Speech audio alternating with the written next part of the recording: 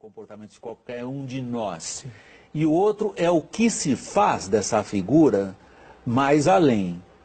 Che Guevara é muito mais uma exploração moderna de um mito e de um símbolo do que de fato uma figura histórica que teve este ou aquele mérito ou só defeitos, Arlene? Bom, veja, aqui eu discordo com o professor Boris Fausto na importância que teve Che Guevara. Quer dizer, não só liderou uma revolução junto com Fidel Castro, como depois renunciou ao poder em Cuba para viajar pela América Latina, Bolívia e tal, tentando organizar grupos guerrilheiros. Os críticos dirão que ele fez isso para não ser morto. Então, agora, aí é que tem, claro, toda uma polêmica.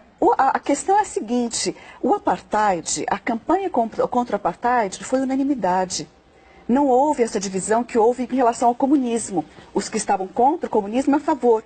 Então, da figura de Che Guevara e Fidel Castro, tem os que estão contra e a favor. Então, aí o mundo está dividido, desde a Guerra Fria, nessa questão.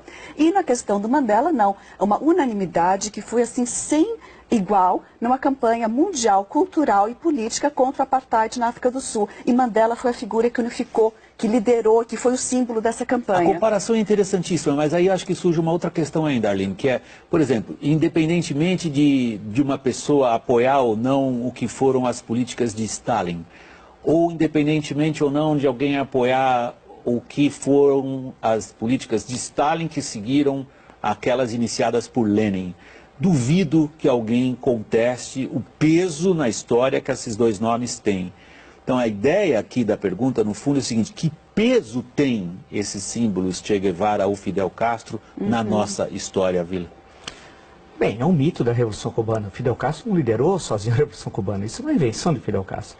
A Revolução Cubana é produto do Diretório Revolucionário, do movimento estudantil, da luta operária que começou no começo do século XX, do Franque País, do conjunto de movimentos, do movimento 26 de Julho e seu braço urbano.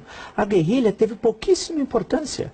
Ela estava no extremo da ilha, em Santiago de Cuba, lá do outro lado na Sierra Maestra. Até ser descoberta pelo New York Times num livro fantástico chamado O Homem que Inventou Fidel. Isso com o apoio do governo americano, o governo americano fecha os olhos, tá? O papel militar do tio é muito pequeno. Basta ver a travessia dele do México, os ataques de asma que ele tem, né? Ele teve, na verdade, uma cidade chamada Santa Clara, em que ele depois fuzilou, inclusive, as pessoas, dezenas de pessoas em Santa Clara. Bem, quando ele é brevemente ministro da Indústria e Comércio, é um desastre. E presidente do Banco Central, sabe a única coisa que ele fez? A discussão sobre teoria do valor. Quem se lembra, o Ernesto Mandel trouxe o pessoal, discutiu teoria do valor.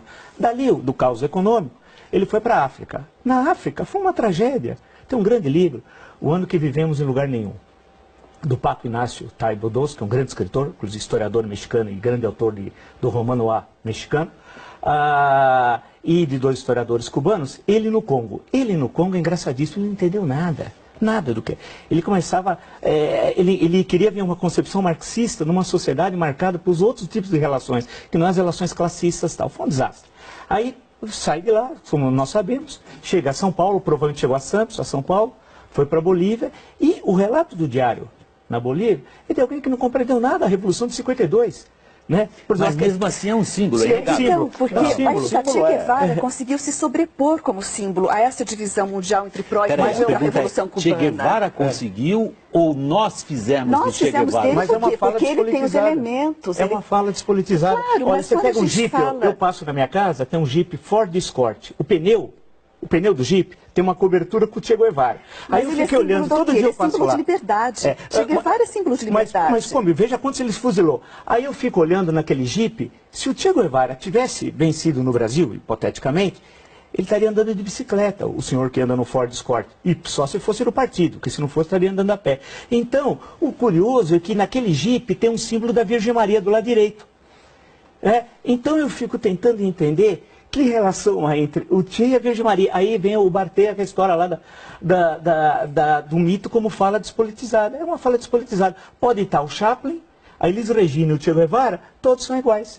São falas despolitizadas. Agora, no sentido de... Ou seja, você desvinculou esse símbolo do indivíduo histórico. Do indivíduo histórico. Agora, e no caso, e é interessante, porque e aí você tem todo esse processo de construção, e dá a maior importância histórica a que ele efetivamente teve. Na Guatemala, piada, ele passou pela Guatemala. No México, passou rapidamente, na verdade se encontrou ali no metrô Insurgentes, foi lá que se encontraram os dois, e aí ficou treinando tal. A parte militar em Cuba é pouco relevante, a gestão no Banco Central, no Ministério da Indústria, também não tem relevância. O papel na África é nulo, e na Bolívia acabou... O que parece pouco importar, Vila, para o peso que ele tem como símbolo. E optando por morrer, porque se você ler o diário, com cuidado, é bom lembrar que os guarda-costas do Che saíram da Bolívia. O Pombo, por exemplo, escreveu o livro, está em Cuba até hoje. Quer dizer, ele podia ter saído se quisesse. Ele optou até por morrer. E há simbolismos cristãos de São João Batista, de batismo no diário, que é muito claro quando você lê com calma, questão de começar a batizar, a ideia do martírio.